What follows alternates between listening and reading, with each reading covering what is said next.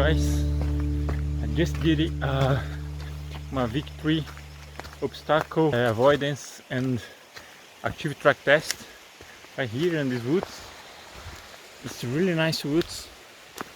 One thing that I really like is park that they let you fly with drones with some restrictions, but it's allowed.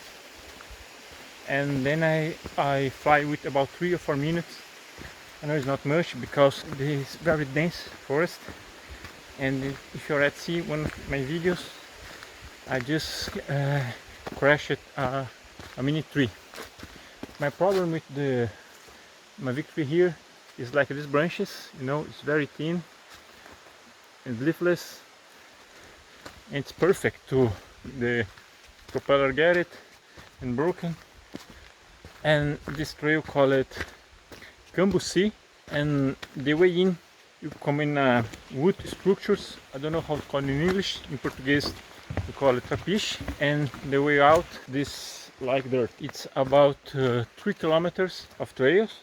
1 kilometer you come in these wood structures that I put in the video, and the way out it's 1.5 kilometers go out in dirt, like I said. Okay, bye bye.